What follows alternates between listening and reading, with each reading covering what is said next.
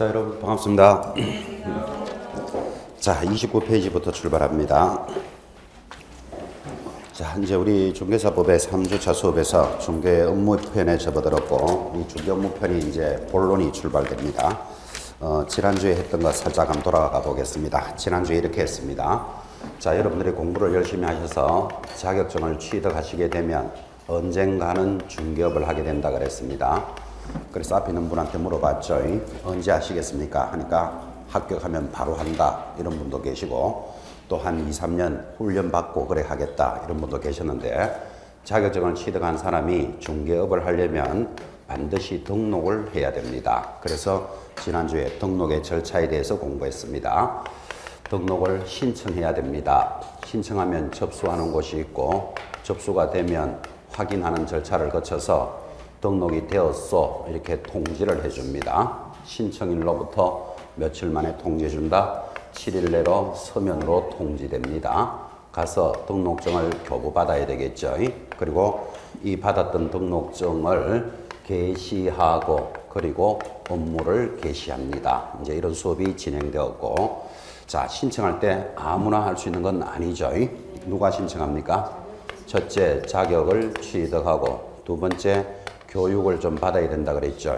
실무 교육을 이수하고, 세 번째, 사무소를 확보하고 신청해라. 그래서 이를 등록 기준이라 그러고, 등록 기준은 무조건 출제됩니다. 그래서 등록 기준 중요합니다.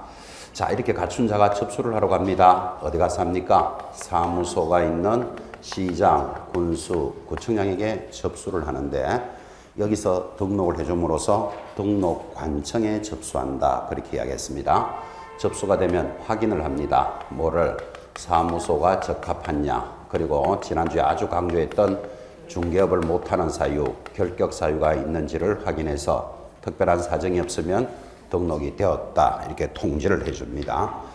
자, 통지가 되면 등록증을 받으러 가는데, 가기 전에 했으니까 교부 전에 반드시 뭐를 설정하고 보정을 설정합니다. 이거 중요하다 그랬죠. 자, 보정이 설정된 자가 등록증을 교부받고 뭘 하나 사야 된다 그랬습니다. 뭐를 삽니까? 시험에 안 나오는 겁니다. 액자를 반드시 하나 삽니다. 그럼 시험에는 왜 안 나오는가 하면 청테이프로 덜렁덜렁 걸어놔도 된다 그랬죠. 어쨌든 액자를 반드시 사게 되겠죠. 액자를 하나 사서 게시하고 그리고 업무를 합니다. 그래서 지난주에 결격 사유 아주 중요하다 이제 이렇게 공부하셨고, 이제 드디어 등록이 되었습니다. 이렇게 등록이 되면 우리는 이 사람을 보고 뭐라고 부르는가 하면 개공사 이렇게 부릅니다. 예전에는 중개업자 이렇게 불렀고, 지금은 개업공인중개사입니다. 자, 그러면 지금 이제 개업공인중개사가 되었으니까 중개 업무를 시작해야 되겠죠. 업무를 개시합니다. 그래서 지금 29페이지 상단의 제목이 중개 업무 이렇게 되어 있잖아, 그죠? 중개 업무를 드디어 시작합니다. 자, 그런데 여러분, 이런 중개 업무를 할 때는 누구하고 일을 하겠습니까? 개공사가 등록이 되었습니다. 그러면 중개 업무는 누구하고 한다? 직원들하고 하게 됩니다. 자, 그래서 우리 법은 이 개공사가 직원들하고 업무를 할 때 직원하고 개공사 간의 법률 관계부터 출발을 하는 겁니다. 그래서 1번 내려오면 개공사의 뭐라고 돼 있다? 고용인 이렇게 돼 있잖아, 그죠? 그래서 고용인하고 업무를 시작하게 되니까 개공인하고의 관계를 알아야 되겠습니다. 자, 그래서 지금 고용인하고 들어왔으니까 고용인이 일단 누군지 알아야 이야기가 시작이 되죠, 그죠? 우리말로는 직원입니다, 직원. 자, 그래서 고용인의 종류 해놓고 제일 상단에 첫째 줄, 개공사는 거의 중개행위에 관한 업무를 수행하거나 중개 업무를 보조하기 위하여 공인중개사 앞에 1번 답니다. 1 공인중개사 또는 2번 답니다. 중개보조원을 둘 수 있다. 우리는 이들을 뭐라고 부른다? 고용인이라고 부르겠다. 한 번 더 확인할까요? 자, 고용인하고 관계인데 자격증이 있는 사람은 소공사 이렇게 부르고, 자격증이 없으면 중개보조원을 고용인이라는데, 이 지문에서 배울 수 있는 것, 고용인은 두어야 한다, 둘 수 있다. 둘 수 있다부터 딱 잡으셔야 됩니다. 둘 수 있다라는 말은 임의적인 사항이죠. 두어도 되고 안 두어도 된다. 두어도 되고 안 두어도 되니까 숫자에 대해서 제한이 있다 없다? 없다. 숫자에 대한 제한도 없습니다. 즉 소공사나 중개보조원은 100명 있어도 되고 1명도 없어도 된다. 여기부터 딱 잡으셔야 됩니다. 자, 그런데 시험에서 이렇게 겁니다. 개공사는 소공사를 1명 이상 고용하여야 한다 라고 시험에 올라온다니까요. OX, X. 그래서 둘 수 있다를 알고 있는 분은 틀렸다는 것을 체크하셔야 되겠죠. 임의적인 사항이다. 요거부터 딱 잡습니다. 자, 그리고 내려가면 이제 큰 2번. 이런 고용인의 업무상 행위와 책임이라는 문제가 있습니다. 자, 이거는 앞 시간에 용어의 정의에서 공부했습니다. 소공사는 업무를 수행도 하고 보조할 수 있다. 중개보조원은 단순한 업무만 보조해야 된다. 이런 것들은 앞에 용어에서 정리되어 있죠. 가볍게 확인하시면 되겠고, 이제 본론이 넘어가면 큰 2번, 여기가 주제입니다. 별표 탁 찍어놓고, 자, 2번 이렇게 나갑니다. 고용인의 업무상 행위에 따른 업무상의 제목에 동그라미 딱 합니다. 업무상. 제목은 동그라미를 왜 한다 그랬죠? 이 페이지를 탁 펴면 그 단어가 눈에 들어와야 된다. 그래서 그걸 동그라미 해놓습니다. 업무상 행위에 대한 개공사의 책임인데 바로 밑에 조문이 원래 출제 문제이기도 합니다. 원래 출제라서 중요한 게 아니고 이 파트에서는 이 지문을 빼면 시험에 나올 수 없다. 이렇게 찍어가면서 수업을 했던 내용입니다. 첫째 줄에 이렇게 갑니다. 개공사가 고용한 소공사 또는 중개보조원의 업무상 행위는 또 업무상이 나왔습니다. 동그라미. 그를 고용한 개공사의 행위로 본다. 본다에도 동그라미. 이 본다를 다른 말로는 뭐라고 부른다? 간주규정이다. 이렇게 정리해 줍니다. 가장 중요한 단원입니다. 자, 지금 이 고용인에 관련되는 책임 문제가 지금부터 출발되는데 지금 그 조문이 뭐라고 이야기했는가 하면 고용인의 행위는 여러분 고용인이 누군지 알죠? 이 두 사람이 한 행위는 하니까 이 꼴입니다. 이 꼴 누가 한 것으로 본다? 개공사의 행위로 본다. 이렇게 조문이 되어 있습니다. 이때 본다는 민법에서 간주된다와라는 간주조항이다. 이렇게 잡으시고 본다와 간주한다라는 말은 같은 말입니다. 언제든지 이 말을 이렇게 들어옵니다. 개공사의 행위로 추정한다. 그러면 X 이거 잡으셔야 됩니다. 본다라고 되어 있기 때문에 추정한다 하면 틀린다까지 잡으시는데 추정이 왜 틀립니까? 하고 물으면 추정은 반대의 증거를 제시하면 번복해 주는 것을 추정이랍니다. 법을 공부하는 여러분들은 굉장히 중요한 단어입니다. 자, 다시 추정이 뭐라고요? 반대의 증거를 제시하면 번복해 주는 게 추정이다. 자, 그럼 이거를 추정을 해버리면 이렇게 되죠. 고용인의 행위는 개공사의 행위로 추정한다. 이래버리면 개공사 행위가 될 수도 있고 안 될 수도 있다. 그렇게 하면 틀린다. 이 말이에요. 법에서는 뭐라고 돼 있다? 본다. 라고 돼 있습니다. 그래서 이게 원래 출제 문제다. 지금 이렇게 정리했습니다. 자, 지금 교재에서도 많이 강조했고 또 제가 한번 옮겨 적었기도 했는데 여러분들이 만약 시험 지문에서 다시 이렇게 나온다면 이게 O입니까? X입니까? 고용인이 한 행위는 개공사의 행위로 본다. 이렇게 들어오면 O입니까? X입니까? X입니다. X. 계속 놓치고 있잖아 봐요. 고용인의 행위. 그러면 예를 들어서 중개보조원이 집에 가서 부부싸움 하다가 텔레비가 깨진 것도 개공사가 한 것으로 본다. 그러면 말이 안 된다니까요. 반드시 뭐가 들어가야 된다? 업무상 행위는. 그래서 업무상이 지금 동그라미를 몇 번 했다? 2번이나 했습니다. 이런 걸 놓치면 점수가 안 된다 이 말이에요. 그리고 지극히 당연한 이야기지만 개공사가 무슨 죄가 많아가지고 그 사람 집에 가서 텔레비 깨진 것도 책임져야 될 필요는 없겠죠. 그죠? 그래서 반드시 무슨 행위는 업무상 행위는 절대로 놓치면 안 됩니다. 그래서 모든 행위가 아닌 업무상 행위에 대해서만 책임진다. 그래서 업무상을 지금 2번이나 강조드렸고 놓친 분들은 놓치시면 안 됩니다. 이제 자, 그래 놓고는 업무상 행위는 개공사의 행위로 본다라고 법 조문이 되어 있으니까 이제 여기서 우리가 배우는 게 있죠. 아, 그러면 고용인들이 한 업무상의 행위는 개공사가 한 것으로 본다. 그럼 개공사가 책임을 져야 된다. 지금 이 말이잖아요. 그때 개공사가 지는 책임을 그 유명한 무과실 책임을 부담한다. 이렇게 이야기합니다. 그래서 이 책임이 아주 중요한 책임입니다. 무과실 책임을 부담합니다. 자, 그러면 무과실이 또 왜 중요한가를 이렇게 설명합니다. 우리 사회는 잘못을 한 사람에게 책임을 묻습니까? 잘못이 없어도 책임을 져야 되겠습니까? 잘못이 있는 사람에게 책임을 물어야 되죠. 그걸 우리는 뭐라고 부른다? 과실 책임이다. 여러분이 길을 이렇게 걸어가는데 길 건너편에 가게에서 유리창이 깨졌어요. 뭐 때문에 깨진지도 여러분 모르죠. 길 건너편에. 그런데 길 건너가는 여러분이 그걸 봤다고 너 책임져라. 그럴 수 있다 없다? 없잖아. 나는 과실이 없는데 책임질 필요가 없잖아. 그죠? 그래서 이 사회는 과실이 있는 자에게 책임을 묻습니다. 그러면 과실 책임이라고 해야 되는데 여기만 오면 무과실이 탁 붙어 있다니까. 그래서 이게 중요하단 말이에요. 개공사는 무슨 책임을 부담한다? 무과실 책임을 부담합니다. 자, 이제 오늘부터 이 무과실이라는 말이 이제 떴기 때문에 시험 치는 그날까지 한 30번 들을 겁니다. 예를 지금 한 똑같은 예를 30번 좀 할 거니까 그 예를 머리에 입력을 해야 된다. 그런 뜻이에요. 그래서 무과실 책임을 이렇게 설명을 합니다. 한 30번 들을 겁니다. 5살짜리 아기가 있습니다. 아기가 공놀이를 하다가 슈퍼에 유리창 하나를 깰 수가 있다 없다? 있겠죠. 아기가 공놀이 하다 보면 슈퍼마켓에 유리창 하나 깨질 수도 있습니다.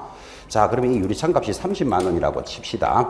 그러면 슈퍼 주인은 과실이 있는 아기한테 가서 야, 네가 유리창을 깼으니까 30만 원 물어내라. 그럴까요? 아기 엄마한테 갈까요? 자, 지금 했던 이야기도 상식입니다.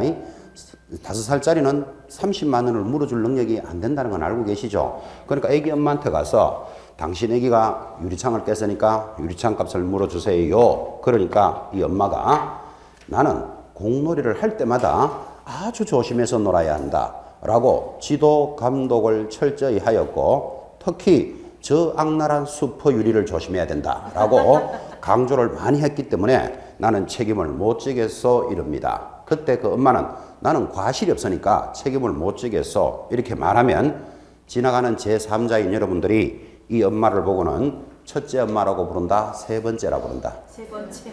3.5번째 좀 되겠죠. 그것도 상식적인 질문이잖아요. 그죠? 진짜 엄마는 자기가 과실이 없어도 아기의 행위에 대해서 책임질 때 진짜 엄마라고 부르잖아. 그죠? 그래서 엄마는 아기에 대해서 무과실 책임을 부담한다. 이 말을 이해하라. 이 말이에요. 자, 이 말이 이해가 됐다면 이렇게 되죠.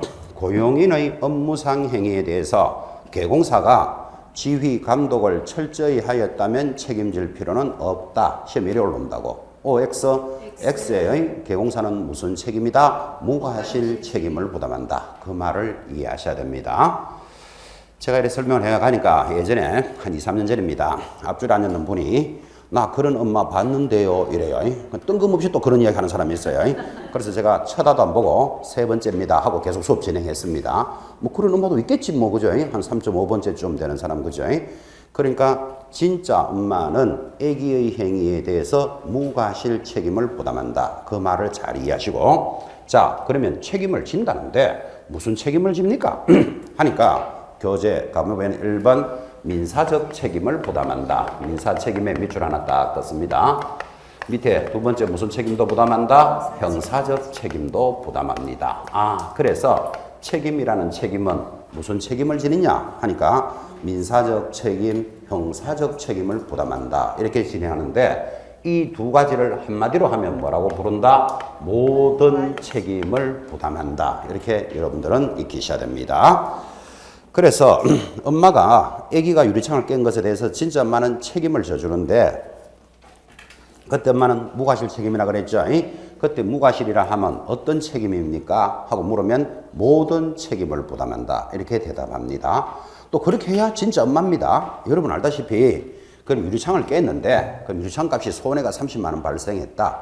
그럼 아기 엄마가 그래 30만 원은 내가 물어줄게. 그 대신에 뭐 그만 일에 교도소 갈 일은 없겠지만 교도소 징역 1년 가야 된다면 그거는 애기 네가 징역 가라. 이것도 진짜 엄마는 웃기는 엄마죠. 그죠? 엄마는 민사적인 책임뿐만 아니라 무슨 책임까지? 형사적 책임도 부담하게 되더라. 이를 다 묶어서 모든 책임을 부담한다. 이렇게 딱 잡으셔야 됩니다. 자, 그리고는 조금 깊게 가면 이제 민사적 책임 옆에는 다른 말로 그걸 뭐라 부릅니까? 부진정 연대 채무라 합니다. 이 말이 좀 어렵습니다. 천천히 해결해 나갈 거니까 지금 민사적 책임 들어오면 이 꼴 부진정 연대 채무 같이 책임진다 그 뜻이에요. 형사적 책임 탁 누르면 자동으로 옆에 뭐라고 되어 있다? 양벌 규정하고 이 제목을 익혀 놓으셔야 돼요.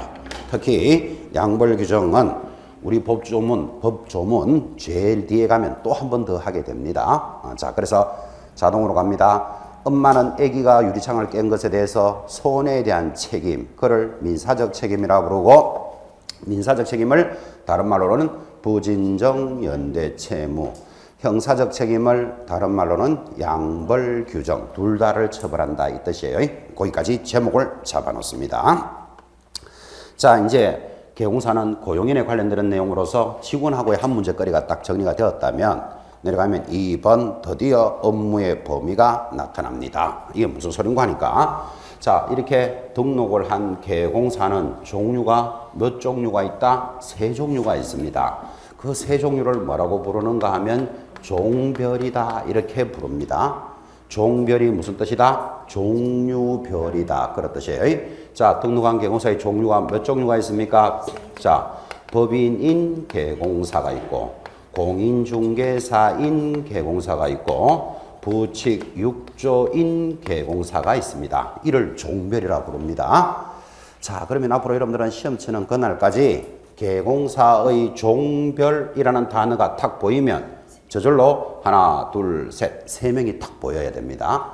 자, 그러면 이제부터 등록이 됐으니까 이제 이 사람들이 하는 업무의 범위는 어떻게 되느냐, 이 사람들의 범위. 그래서 2절에 1번 내려가니까 1번 지역의 범위 나타났습니다. 찾았습니까? 아, 그러면 지역의 범위는 어떻게 구분을 하느냐? 예를 들어서 법인은 서울에 있으니까 서울 물건만 거래해라. 공인중개사는 서울에 있으니까 서울 물건하고 제주도 물건만 거래할 수 있다. 이런 식으로 지역을 구분하느냐 이거 따져보자 이 말이에요. 오른쪽 갑니다. 31페이지 제일 상단.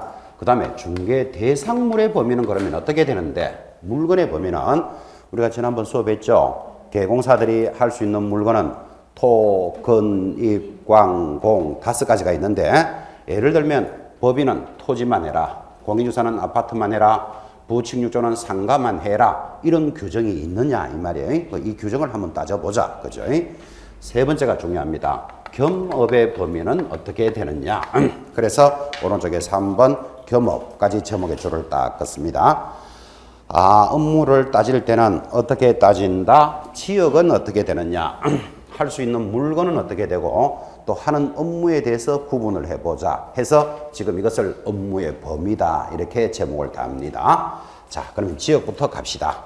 다시 30페이지 왼쪽으로 와서 1번 지역의 범위 1. 법인 및 공인중개사인 개공사. 첫째 줄에 뭐라고 되어 있습니까? 이 법상 규정은 없으나 무엇으로 본다? 전국으로 본다. 전국의 동그라미. 그건 더 이상 할 말이 없다. 자, 법인하고 공인중개사는 업무 지역이 어디라고요? 전국으로 본다. 전국이랍니다. 자, 그러면 서울에 있는 법인은 서울 물건뿐만 아니라 제주도 물건도 해도 되고 강원도 물건도 해도 되겠다. 마찬가지 공인중개사도 업무 지역은 어디다? 전국을 대상으로 합니다. 여러분이 서울에 사무소를 갖추고 있더라도 경기도 물건도 거래해도 되고 뭐 제주도 물건도 거래해도 되고 전국 어디를 대상으로 합니다. 자, 그러면 지역에 대해서는 묻고 싶은 사람이 딱 정해져 있습니다. 부칙 6조는 지역이 어딜까요? 제일 하단 2번의 첫째 줄 부칙 6조 2항의 개공사의 업무 지역은 밑줄 꺼야 되겠죠. 사무소가 소재하는 특별시, 광역시, 도를 관할구역으로 하겠다 그랬습니다. 자, 그럼 부칙 6조는 지역이 어디다? 사무소가 있는 특별시, 광역시, 도를 기준으로 합니다. 아주 독특하기 때문에 이 부칙 6조가 지역에서는 시험에 잘 묻습니다. 자, 지금 여러분들이 이 지문을 이해하셨는지를 서울 사람들이니까 한번 물어봅시다. 여러분이 이 부칙 6조가 사무소가 어디 있는가 하면 서울특별시 여기가 노원이니까 노원구 뭐 상계동에 중개사무소가 있다고 치겠습니다. 자, 부칙유조가 사무소가 어디 있다고요? 노원구 상계동에. 왜 여기 사무소가 있을까요? 잘 될 것 같아서 하고 싶어서 여기에 사무소를 갖췄습니다. 자, 그럼 이 사람이 할 수 있는 업무 지역은 어딜까요? 서울시. 그렇지. 사무소가 있는 시도를 관할하니까 상계동은 서울시 소속이죠. 그러니까 서울시 전체를 거래할 수 있다. 지금 이렇게 설명한 겁니다. 근데 이걸 슬쩍 문제를 어떻게 거는가 하면 상계동에 있는 부칙유조는 자기 등록관청인 노원구에서만 할 수 있다. 그러면 X다. 지금 그 말이에요. 서울시 전체를 할 수 있습니다. 그런데 여러분들 여기 상계동에서 조금만 더 올라가면 의정부가 나온다. 아십니까? 의정부가 나오는데 의정부는 여러분 알다시피 경기도입니다. 그러면 저 길을 경계로 해서 이제 저기는 의정부예요. 여기까지가 서울시고. 자, 여기서 중개업을 하고 있는데 의뢰인이 와서 여기 의정부에 있는 아파트를 하나 소개해 주세요. 이럽니다. 그러면 이 공부를 잘한 여러분들은 거기는 경기도잖아. 그죠? 그러니까 거기는 내 지역이 아니옵니다. 이래야 되는데 내 지역이 아니옵니다. 그럴까요? 총알같이 구해줄까요? 현장인가 봐요. 총알같이 구해주지. 저 길 건너편부터 의정부인데, 그죠? 저기는 내 지역이 아니옵니다. 나는 거래할 수 없습니다. 그런 사람 거의 없겠죠. 자, 이렇게 총알같이 탁 구해주는 순간 우리는 이 사람을 보고 뭐라고 불러야 된다? 지역을 위반했다. 이렇게 불러야 안 되겠습니까? 자, 지역을 위반하면 6월 이내에 업무 정지 사유입니다. 그래서 이거 중요합니다. 자, 그래서 지역을 위반할 수 있는 사람은 누구밖에 없다? 부칙 6조밖에 없으니까 이게 독특하게 시험 문제에서 건다 이 말이에요. 그죠? 이거 하나 잡고 계셔야 됩니다. 자, 다른 사람. 법인이나 공인중개사는 지역을 위반할 일이 있다 없다? 없다. 애초부터 지역을 위반할 일이 없죠. 이 개념을 잡으실 것. 자, 두 번째 넘어갑니다. 오른쪽 31페이지 제일 상단 중개 대상물의 범위 이렇게 되어 있습니다. 자, 아까도 이야기했습니다. 대상물은 법인은 아파트만 해라, 공인중개사는 토지만 해라, 또는 뭐 부칙유조는 상가만 해라. 그런 규정이 있을까요? 없을까요? 현재 없어요. 그래서 31페이지 제일 상단에 첫째 줄 개공사별로 취급할 수 있는 중개대상물의 범위 등은 이 법의 규정이 있다 없다? 없다. 없다에 동그라미 콱 찍어 놓으셔야 됩니다. 자, 규정이 없다 이 말은 개공사별로 할 수 있는 모든 물건들은 뭐하다? 동일하다. 이렇게 딱 잡으셔야 되는 거라. 그죠? 법인은 아파트만 해라, 공인중개사는 토지만 해라. 그런 규정은 없다. 없으니까 모두 동일합니다. 물건에 대해서 구분은 없습니다. 근데 이게 앞으로 여러분 이런 말 했죠. 부칙유조는 이제 언젠가는 조만간에 없어진다 그랬죠. 그죠? 부칙유조가 없어지면 이제는 물건을 구분할 겁니다. 예를 들면 2000세대 이상 아파트는 법인이 할 수 있고 2000세대 미만만 공인중개사가 해야 된다. 이런 식으로 물건에 대해서 구분을 할 예정입니다. 지금은 구분이 있다 없다? 없다. 모두 동일하다. 그러면 끝났고 이 동일하다를 이렇게 강조함에도 불구하고 시험 지문에 이렇게 뜹니다. 개공사의 종별에 따라 취급할 수 있는 물건은 대통령령으로 달리 정해져 있다. 지금 요래 나온다니까요. O, X. X. 누가 달리 정해져 있다고 그러는데 같다. 그랬는데 그죠? 한마디로 입력 탁 시켜놓으셔야 됩니다. 동일하다. 자, 이제 세 번째가 사실은 중요합니다. 겸업의 범위가 중요합니다. 그래서 내려가면 3번 겸업의 범위라는 게 나타났는데 겸업이 무슨 뜻일까요? 자, 지금 이렇게 이야기해야 되죠. 이 세 사람의 개공사들이 등록을 하고 영업을 하는데 이 사람들의 주 업무가 뭐죠? 주 업무가 중개업을 하는 거잖아요. 중개업을. 그죠? 중개업을 하는 사람들인데 겸업이라는 말은 중개업을 하면서 다른 업무도 할 수 있느냐 이 말이에요. 겸업에 대해서 한번 따져보자. 그죠? 자, 근데 이 겸업을 따질 때는 이렇게 따집니다. 법인이 하는 업무와 개인이 하는 업무로 구분을 합니다. 자, 법인, 개인이라는 말이 나왔는데 여기 보면 법인이 보이시죠? 자, 이 사람이 하는 업무와 요 두 사람이 하는 업무를 뭐라고 부른다? 개인이라고 부른다고. 그래서 업무를 따질 때는 법인과 개인으로 구분을 합니다. 우선 개인부터 먼저 이야기합시다. 이 두 사람들은 중개 업무를 하면서 겸업, 다른 업무를 할 수 있느냐에 대해서 제한이 없다. 없다. 이거부터가 큰 줄기입니다. 제한이 없다. 그런데 법인은 중개 업무를 하면서 겸업을 하는데 제한이 있다. 그래 이거부터 크게 있다 없다로 딱 구분을 하셔야 됩니다. 자, 다시 보충 설명. 개인은 겸업에 제한이 없다 그랬습니다. 그게 무슨 뜻입니까? 중개 업무를 하면서 어떤 업무라도 할 수 있다. 제한이 없으니까. 그래서 이렇게 시험에 나오죠. 공인중개사인 개공사는 중개 업무를 하면서 보험 대리점업을 겸업할 수 있다. OX. 그러면 뒤에 거 들을 필요도 없어. 무조건 O. 그죠? 겸업에 제한이 없으니까. 부칙 6조가 중개 업무를 하면서 중고자동차 대리점을 할 수도 있다. 뭐 그거는 되고 안 되고 따질 필요 없잖아요. 겸업에 제한이 없으니까.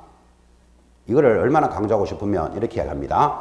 공인중개사인 개공사는 중개 업무를 하면서 안마 시슈숍을 할 수도 있다. 여기만 가면 발음이 또 잘 안 됩니다. 이게 하여튼 안마 시슈숍을 할 수도 있다. OX. 그래, 그게 무슨 업입니까? 묻지 말라니까요. 제한이 없다. 그죠? 제가 안마 시슈숍도 할 수 있다. 이게 모든 업을 할 수 있다는 것은 이제 강조하려고 그렇게 이야기하는데, 한 2년 전입니다. 인터넷 사이트에 뭐 이제 합격자 발표가 이번 주에도 나지만, 뭐 선생님 덕분에 공부를 잘해서 합격했습니다. 뭐 고맙습니다. 이런 사이트가 올라옵니다. 주로 합격 인사는 합격한 사람들만 합니다. 합격한 사람들은 인사 잘 안 합니다. 그러면 그냥 고맙습니다. 뭐까지만 해주면 좋을 건데 밑에다가 한 멘트 더 달아놨습니다. 안마 쉬실 수 없도 너무나 재미있었습니다. 이랬다고 올려놓습니다. 그러면 그게 무슨 뜻인지는 알죠? 뭐 재밌게 수업 잘 들었습니다. 아마 그런 취지인데 제 3자들이 딱 보면 그죠? 너무 안마 쉬실 수 없도 좋았습니다. 재미있었습니다. 이게 오해할 여지가 참 많죠, 그죠? 그래서 제가 그 멘트를 딱 읽어보고는 이제 수업할 때 이거 안마 쉬실 수 없 이야기 안 해야 되겠다. 이 생각인데 오늘 또 바로 툭 튀어나와 버렸습니다. 지금. 뭐라도 할 수 있다는 것을 강조하고 있는 질문입니다. 자, 인사도 적당하게 해야 됩니다. 사실은 그냥 고맙습니다. 그 정도만 가야 되지. 하필이면 안 마실 수 없도 재밌었습니다. 그런 걸 왜 적어놓는가 몰라 했던 거죠. 더 재밌는 사연도 있었습니다. 예전에 우리 공부하시는 학생분 중에 이렇게 공부할 때는 괜찮았는데 그죠? 시험이 10월 달이잖아요. 근데 아기를 가져가지고 출산일이 11월 달이라 그죠? 그러면 8, 9월 달쯤 돼서 몸도 무겁지만 그때가 공부 막 빠지잖아 사실은 그죠? 그래도 몸도 무거운데 공부하러 오시는 분이 있었다니까요. 시작할 때는 평범했는데 갈수록 이상하게 그러겠다는 거예요.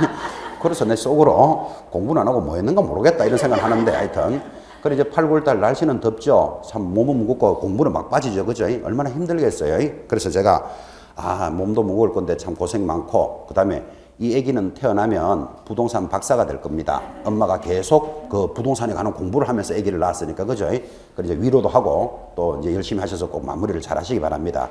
그렇게 인사한 적이 있었습니다. 그런데 또 합격을 했는 모양입니다. 11월 달에 멘트를 주는데 이럽니다. 선생님 덕분에 공부 잘하고 합격했습니다. 덕분에 예쁜 딸도 출산했습니다. 그래서 아니 그게 무슨 뜻인지는 이해하겠는데 그죠? 그 남들이 그 제3자가 그 멘트를 해보면 그죠? 덕분에 예쁜 딸도 출산했습니다. 좀 황당하지 지금 그죠?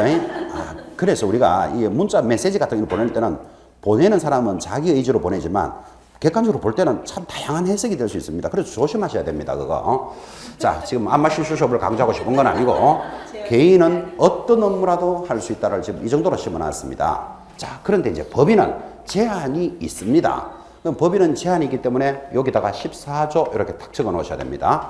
법인은 14조 업무만 해야 돼. 다른 것들을 하면 안 됩니다. 자, 그래서 지금부터 법인이 할 수 있는 14조 업무가 출발하는데 이 14조 업무는 시험에서 빠진 적이 한 번도 없습니다. 올해도 당연히 출제되었고 여러분들도 반드시 출제합니다. 자, 그래서 이 단원의 핵심입니다. 법인의 업무 잡으셨습니까? 첫째 1번 중개업을 할 수 있다. 이렇게 나가죠. 그 옆에다가 당근 이렇게 적어놓습니다. 그거는 당근입니다. 또 당근을 적는 사람도 있죠. 지금 당연한 건데. 당근 적으신 분은 또 이꼴에가 말밥도 적어놔요. 말밥. 그 중개업은 당연한 건데 뭘 또 당근 이렇게 적어요. 그래서 개공사는 당근이 뭐를 할 수 있다? 중개업을 할 수 있습니다. 2번부터 잘 봐야 돼요. 상업용 건축물 및 주택의 임대 관리 등 부동산의 관리 대행을 할 수 있습니다. 자, 요 조문을 한번 번역해 봅시다. 상업용 건축물을 다른 말로 뭐 상가 이러면 되잖아요. 주택을 다른 말로 아파트 이러면 되잖아요. 그러면 상가와 주택을 임대 관리하고 관리 대행을 할 수 있다라는 지문입니다. 아, 여기서 우리가 배울 수 있는 게 건축물만 되는 거예요. 그죠? 그래 옆에다가 토지 X, 토지를 관리한다 이런 말 들어가면 X구나. 또 상가와 주택이라 그랬지 공업용 건축물 그런 말 하지 않았죠? 공업용 건축물을 공장이라고 부릅니다. 공업용 건축물도 X 이런 거 주의하셔야 돼요. 시험에 떴기 때문에. 그래서 상가와 주택에 대해서만 임대 관리를 합니다. 자, 그러면 이게 중요한 단원인데 여러분들이 만나는 시험에서 이렇게 나옵니다. A 법인은 상가를 임대 관리해주고 1,200만 원의 수수료를 받았다. 시험에 이렇게 탁 올라오면 O, X. 그 O잖아. 그 조문 그대로잖아요. A 법인이 뭘 했다고요? 상가를 임대 관리해주고 뭐 1,200만 원을 받았다. 그거 당연히 되는 거잖아. 그죠? 그러니까 지금 여러분한테 뭐를 요구하는가 하면 법 조문으로 물으면 다행인데 사례로 들어옵니다. 사례로. 예를 들어서 미국인 스미스가 구입한 상가 두 채를 A 법인은 임대 관리를 해주고 매월 뭐 120만 원의 수수료를 받고 있다. 이거 법인이 해도 됩니까? 이래 묻는다니까요. OX. 그 말이잖아요. 여러분 미국인 스미스가 상가를 두 채 구했는 모양이지. 근데 자기가 월세도 받고 관리비 내고 관리 정리하는 게 쉽지 않죠. 그러니까 A 법인에게 맡겨서 법인이 대행해 줬다. 지금 이 말이잖아. 그죠? 그러니까 한 해 시험에서는 조문으로 들어오면 그 다음에는 사례로 들어옵니다. 그건 다시 이야기하면 2번 상가와 주택을 임대 관리, 관리 대행을 할 수 있다. 시험에 이렇게 나오면 O예요. 이거는 여러분이 찾아낸다고. 왜 찾아내는가 하면 지금은 좀 낯설죠. 처음 보는 단어니까 전부 왕초보들이니까. 근데 이거를 1년 동안 합니다. 이야기를. 그러니까 이 조문으로 들어올 때는 그의 시험은 쉬운 거예요. 근데 이걸 알고 있다는 전제 하에서 미국인 스미스가 구입한 아파트 두 채를 관리를 대행해주고 1,200만 원의 수수료를 받고 있다. 문제 이래 낸다 이 말이에요.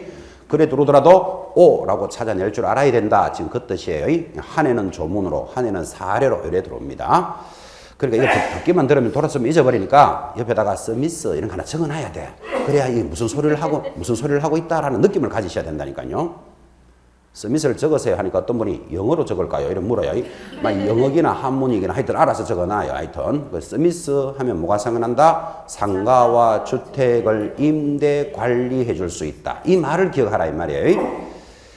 3번 부동산을 이용하고 개발 및 거래에 관한 상담을 할 수 있습니다. 법인이 할 수 있는 업무입니다. 부동산을 어떻게 한다고요? 이용하고 개발하고 거래에 관한 상담을 할 수 있다. 이렇게 조문으로 물으면 쉽다니까요. 맞다. 이렇게 따라가면 되는데 이거를 어떻게 내는가 하면 A 법인은 오래된 주택을 철거하고 원룸을 신축하여 수익금의 5%를 받기로 하였다. 이래 나온다고.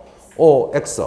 O, 그게 오래된 주택을 철거하고 원룸을 설치하여 수익금의 5%를 받기로 하였다. 그게 부동산을 이용하고 개발 및 거래에 관한 상담이잖아요. 그죠?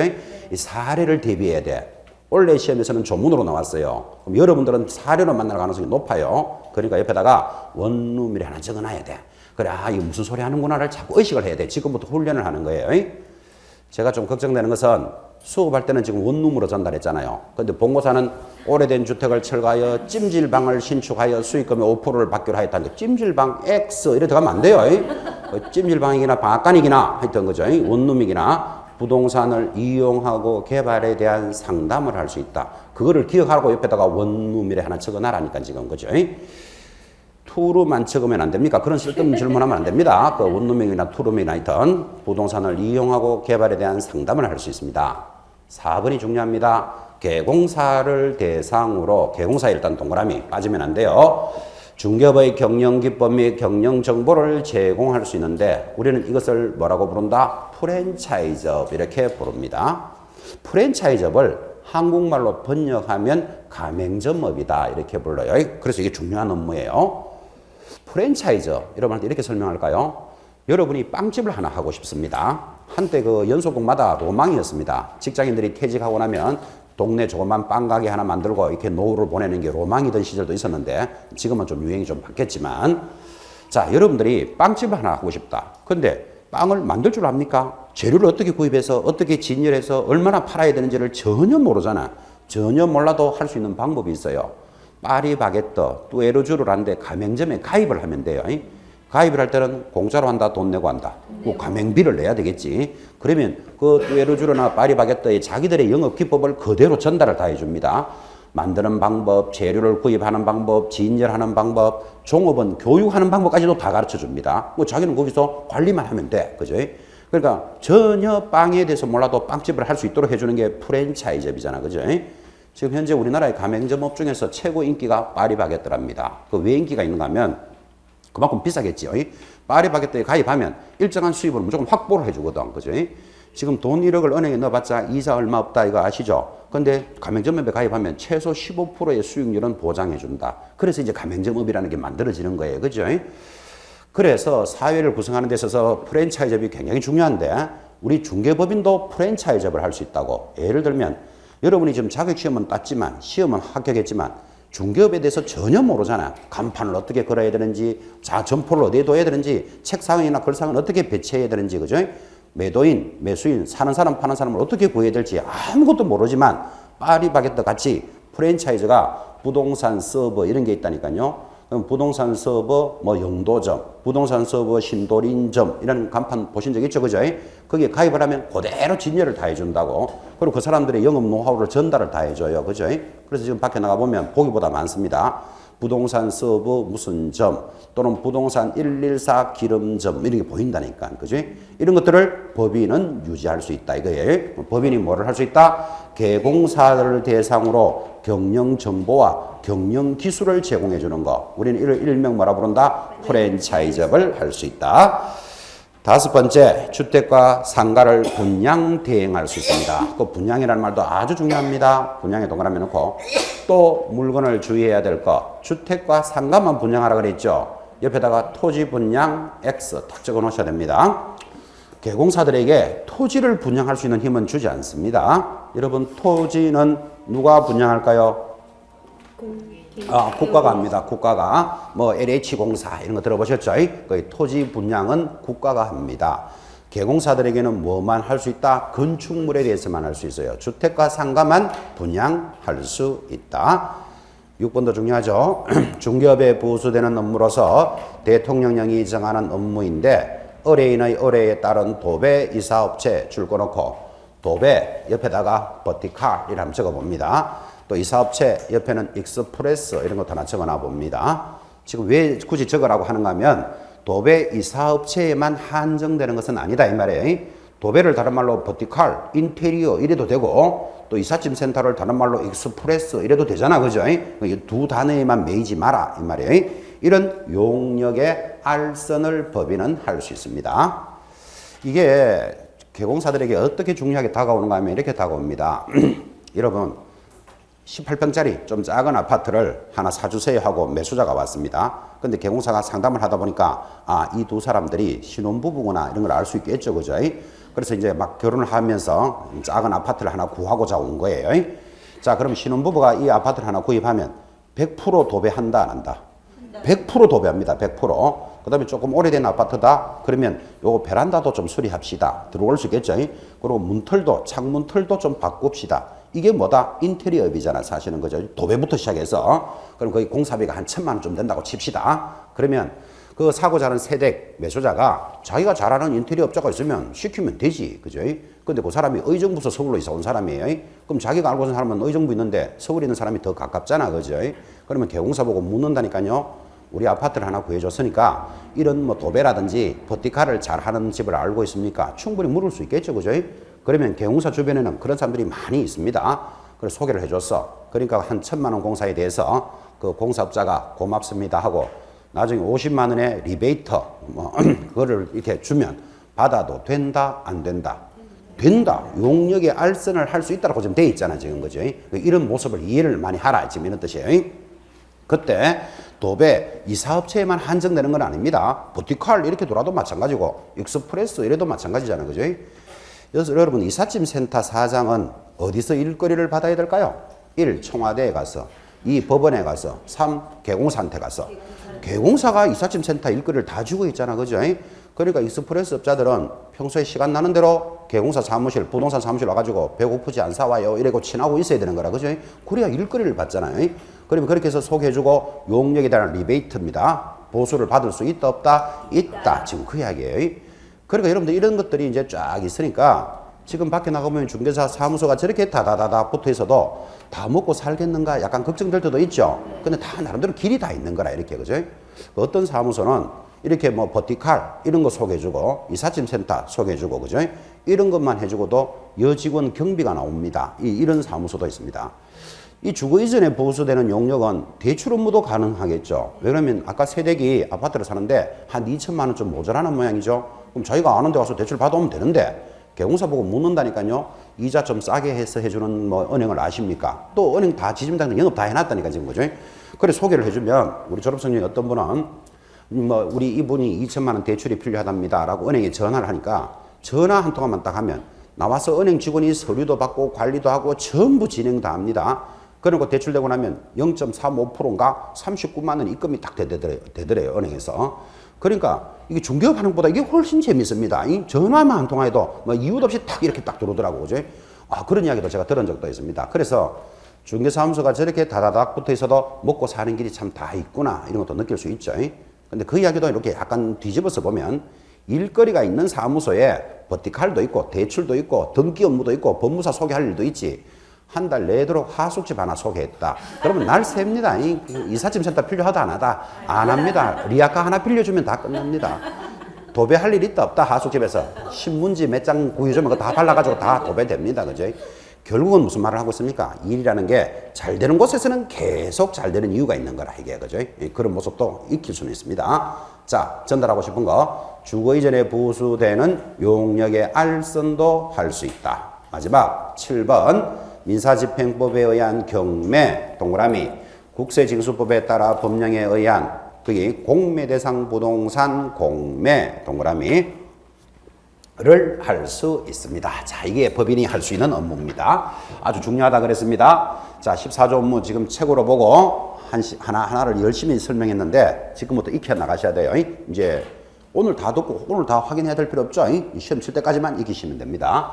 14조 업무로서 첫째 할 수 있는 건 뭐다? 중개업. 이거는 당근이에요, 당근. 이건 중개업자니까 당연히 중개업을 할 수 있다. 두 번째 할 수 있는 거 서미스 기억납니까? 자, 서미스 하면 뭐가 생각나야 된다, 앞으로. 주택과 상가를 임대 관리할 수 있다. 이 말이 자꾸 떠올라야 돼요. 세 번째 할 수 있는 거 원룸 기억납니까? 원룸 하면 뭐가 기억나는가 하면 부동산을 이용하고 개발에 대한 거래 상담을 할 수 있다. 이 느낌이 자꾸 따라 붙어야 돼요. 네 번째, 파리바게뜨 생각납니까? 개공사를 대상으로 프랜차이즈업을 할 수 있다. 이 가맹점업을 할 수 있다. 그런 뜻이에요. 다섯 번째, 모든 주택과 상가를 뭐 할 수 있다? 분양할 수도 있고 분양을 대행할 수도 있는데 여기에는 토지를 분양한다라는 말은 없다까지 했습니다. 여섯 번째 할 수 있는 거 버티칼 기억납니까? 무슨 소리다? 주거 이전에 부수되는 용역의 알선을 할 수 있고 마지막 일곱 번째 경매 업무, 공매 업무도 법인은 할 수 있다까지를 왔습니다. 자, 다시 다 정리하면 개인은 겸업에 제한이 없다. 어떤 업무라도 할 수 있다. 그래서 오죽했으면 안마시슈숍도 할 수도 있다. 이렇게 들어갔고 법인은 안마시슈숍 이런 거 하고 있으면 안 돼요. 법인은 겸업에 제한이 있어요. 그래서 법인이 하는 업무를 14조 업무라고 부르고 지금 하나를 조문과 함께 어떻게 사례로 들어올 것입니다를 훈련시키고 있습니다. 이렇게 한번 듣고 다 이해는 못합니다. 또 암기도 안 됩니다. 이제 뭐를 이야기한다라는 느낌을 가져가는 시간, 이게 여러분한테는 아주 중요하게 다가올 겁니다. 그래서 이게 입문 과정에서 가는 내용입니다. 자, 업무의 범위를 정리하셨습니다. 이제 한 장 넘기시면 이제 스토리가 이렇게 가죠. 자, 등록을 해야만, 여기 뭡니까? 등록을 해야만 개공사가 된다. 개공사가 업무를 할 때는 누구하고 일을 하게 된다? 직원들하고 일을 하더라. 그래서 고용인하고의 법률적인 모습을 정리했다면 이제 고용인하고 일관계가 알았으니까 업무를 하는데 지역에 대해서는 이렇게 구분한다. 할 수 있는 물건은 동일하다. 그 다음에 겸업을 할 수 있느냐라는 데 대해서 지금 정리가 됐습니다. 자, 그러면 이런 업무를 어디에서 할까요? 중개사무소에서 하겠죠. 그러니까 사무소가 영업하는 장소예요. 그래서 32페이지 상단 중개사무소 이렇게 스토리가 딱 갖다 붙는 거라 이제. 그죠? 법조문대로 조금씩 이해해가면서 따라 붙습니다. 자, 그러면 이제 일하는 장소를 뭐라고 부른다? 중개사무소다. 이렇게 부릅니다. 자, 그럼 여기서 가장 중요한 것은 이런 중개사무소를 몇 개를 만들 수 있느냐? 이게 여러분한테 가장 중요합니다. 자, 얼마를 만들 수 있을까요? 하니까 1번에 1번 원칙. 자, 1등록 1사무소 설치라는 말 들었습니까? 이게 원칙입니다. 굉장히 중요한 말입니다. 사무소는 몇 개를 만들 수 있습니까? 하니까 한 군데 등록을 하면 1사무소가 원칙이다. 이렇게 크게 제시를 딱 합니다. 여기 보고 계십니까? 중개업을 하기 위해서는 뭐 해야 된다 그랬습니까? 등록하라 그랬잖아요. 그럼 한 군데 등록을 했으면 사무소는 몇 개를 만든다? 한 개만 만들어야 돼. 이게 원칙이에요. 굉장히 큰 원칙입니다. 자, 그러면 1등록 1사무소가 원칙인데 사무소를 2개나 3개 만드는 사람도 있을 수 있겠죠. 그럼 우리는 그거를 뭐라 그런다? 위반했다. 이렇게 부르고 1등록 1사무소 위반은 무조건 시험에 나옵니다. 이거는. 그래서 받았던 등록은 상대적으로 취소 사유입니다. 영업을 취소시키고 더하기 1년 이하의 징역 1,000만 원 벌금 사유니까 아주 중요한 모양을 가지고 있습니다. 자, 1등록 1사무소가 원칙인데 위반하면 상대적 취소에다가 1년 이하의 징역 1,000만 원 벌금입니다. 그래서 여러분들은 사무소는 반드시 몇 개만 만들어야 된다? 한 개만 만들어야 돼요. 자, 그러면 이제 기초 시간이니까 그렇게 다 물어봅시다. 그러면 등록을 하나 해서 사무소를 하나만 만들어야 되는데 2개나 3개를 만들면 경비가 더 많이 나갈 거니까 국가가 걱정해서 이렇게 만들었을까요? 아닙니다. 사무소를 2, 3개 만들면 어떤 모양이 나타날까요? 가격을 독점하고 거래 질서를 문란하게 만들고 부동산 투기를 하게 됩니다. 그래서 사무소는 반드시 몇 개만 만들어야 된다? 한 개만 만들어야 됩니다. 지금 제가 사무소를 2개, 3개 이렇게 만들면 위반이잖아. 그죠? 그러면 독점 영업을 하고 거래 질서를 문란하게 한다라는 말을 이해시켜 주려고 이제 이렇게 예를 한번 들어주는데 이건 필기하지 마시기 바랍니다.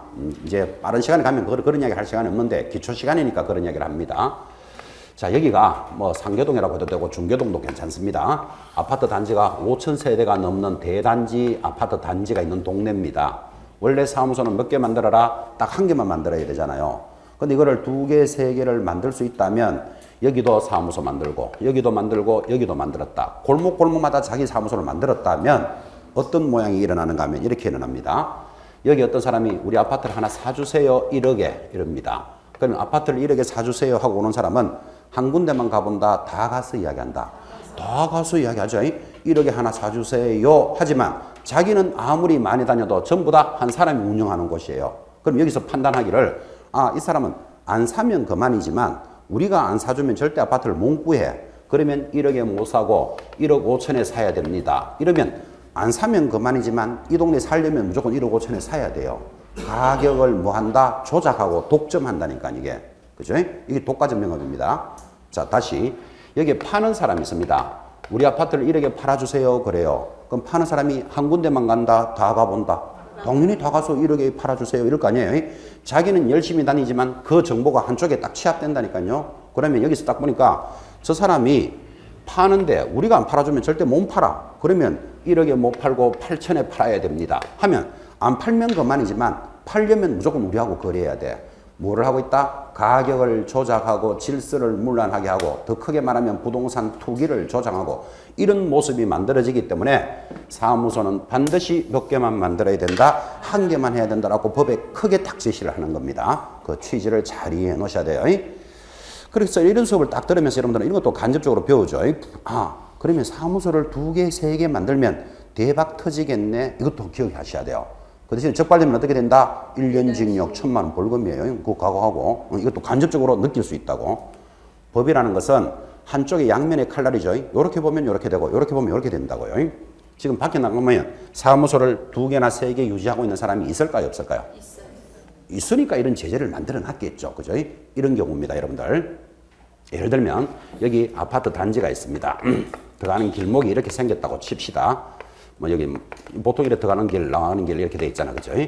보나마나 아파트 앞에 중개사무소 있습니다. 자, 하나가 있는데 이 앞에 있는 치킨집이 이사를 간대요. 치킨집이. 그러면 보통 치킨집이 이사 가면 치킨집이 들어올 것 같죠? 아닙니다. 이쪽 사무실에서 이 사무실을 딱 인수를 합니다. 치킨집을.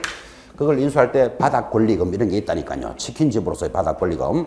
그래서 남들 보면 아, 저 사람 치킨집 하나 더 하려는갑다 싶으지만 그거를 정리하고 중개사무소를 탁 만듭니다. 그러면 어떻게 됐다? 한 사람이 사무소를 2개 만들었잖아. 그죠?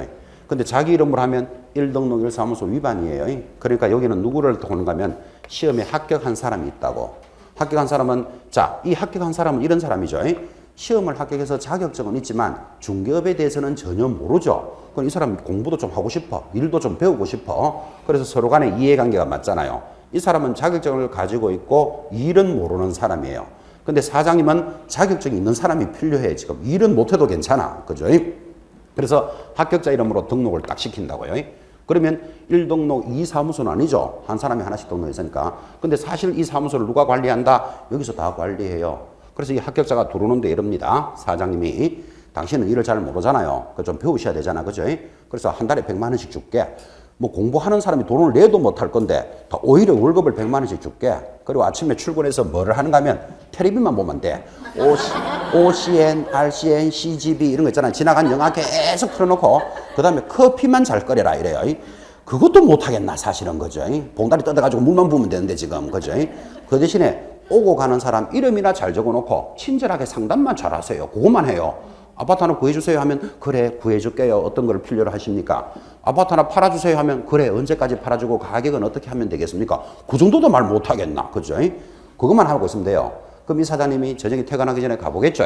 그러면 오늘 어떤 분이 어떻게 접수가 됐거나 우리 사무실 이 사람 분명히 우리 사무실도 온 사람이에요. 보나마나. 그죠? 그럼 이 사람 여기도 이렇게 왔잖아. 그죠? 아, 우리가 안 사주면 안 될 사람. 우리가 안 팔면 못 파는 사람이 딱 정해져요. 그러면서 이 사장님은 왔다 갔다 하면서 관리만 하는 거예요. 그리고 이제 계약이 체결돼. 여기서 1억 5천 이렇게 부릅니다. 우리 1억 4천5백에 사줄게요. 그럼 손님 100% 이쪽으로 딱 달려옵니다. 무슨 말인지 이해하시겠습니까? 네. 대충 시스템 아시겠죠? 이 동네에서 일어나는 아파트 다 내 겁니다. 완전히. 들어가는 길, 나오는 길을 딱 잡고 있기 때문에. 그죠? 그러면 사무실 하나 더 유지하려면 임대료, 인건비 300만 원 더 들어가겠죠? 들어오는 수입은 5, 600만 원 더 들어온다고. 그죠? 그럼 이렇게 하는 것도 상당히 모습이죠. 그죠? 그러니까 서로 간에 이해관계가 맞다고. 여기 합격하신 분은 이제 앉아서 뭐 일정한 금액을 월급을 받으면서 하루 종일 하는 거라고는 텔레비나 보고. 그죠? 커피 끓이는데 그것도 못하겠나. 그죠? 한 3개월쯤 하면 눈이 좀 뜨이기 시작하거든요. 야, 나는 얼마 주면서 자기가 이달에 벌어간 게 얼마네? 이게 다 보이기 시작한다고. 그러면 이제 한 6개월쯤 되면 나도 이제 배울 만큼 배웠으니까 나도 독립하겠어 하고 나가서 대체적으로 망하는 사람들이 많아요. 뭐 되는 경우도 있고 망하는 경우도 있고 그건 알아서. 무슨 시스템인지 이해하시겠죠? 그래서 여러분들 앞으로 다니시다가 지금 이제 초반기 공부를 이렇게 하시는데 아, 이게 뭐 힘든 공부를 나는 시작했구나. 이런 보람도 느끼시지만 저기에 사무소를 하나 더 만들면 괜찮겠네. 이런 것도 이렇게 다니시면서 유심히 이렇게 한번 보시기 바랍니다. 이렇게 보면서 자꾸 부동산에 대한 눈을 조금씩 띄워가야 돼. 그죠? 자, 뭐 지금 이거 위반하라고 하는 소리다. 1년 징역 1,000만 원 벌금 간다는 소리 하고 있다. 지금. 이거 이야기하려고 지금 옆으로 센 거예요. 똑같은 내용을 전달해도 잘 듣는 사람이 있고 거꾸로 듣는 사람이 있어요. 지금. 바로 들으라는 소리다. 거꾸로 들으라는 소리다. 거꾸로 들으라는 소리입니다. 사실은. 돈 버는 법을 지금 설명해 주고 있는 겁니다. 그 대신에 돈 벌으셔가지고 밥 사드릴게요 하는 건 좋은데 덕분에 면회 오실랍니까? 그런 말은 좀 하지 마시기 바랍니다. 그거는 알아서 하시고 하여튼. 자, 지금 이 수업을 하면서 여러분한테 크게 뭐를 전달했습니까? 사무소는 반드시 한 개만 두어야 되고 위반하면 1년 징역 1,000만 원 벌금이다. 그거 이해하라고 옆으로 많이 갔습니다. 아, 그런데 두 번째 보면 1등록 1사무소가 원칙인데 예외가 있습니다. 그래서 내려가면 거기 2번에 아니다. 2번 아니다. 거기 제 상단입니다. 죄송합니다. 32페이지 제일 위에 1원칙 찾았나요? 네. 바로 밑에 이 예외 있잖아요. 자, 줄 것입니다. 법인인 개공사는까지만 줄 닦아놓고 등록관청에 신고하고 주된 사무소 관할구역 외의 지역에 분사무소를 둘 수 있다. 우리는 요거를 뭐라고 부른다? 예외라고 불어요. 자, 법인은 뭐를 설치할 수 있다? 분사무소를 설치할 수 있다. 우리는 이것을 뭐라고 부른다? 예외 이렇게 부릅니다. 자, 반드시 사무소는 몇 개만 둬야 된다? 한 개만 둬야 되는데 법인은 분사무소를 설치할 수 있으니까 우리는 이것을 예외사항이다. 이때 분사무소라는 말은 앞으로 여러분들은 지점이다. 이렇게 기억을 하시기 바랍니다. 자, 지점은 누구만이 만들 수 있다? 법인만이 만들 수 있습니다. 아주 중요한 취지입니다. 자, 그럼 요거 제목만 가지고도 시험에 들어오죠. 모든 개공사는 분사무소를 설치할 수 있다. OX, X 그거 찾아내야 돼. 제목부터 딱 잡으셔야 됩니다. 자, 그러니까 이제 내려가면 큰 2번 법인의 분사무소를 설치하는 모습이 준비되어 있습니다. 여기 본론이죠. 10분 쉬었다가 분사무소 가겠습니다.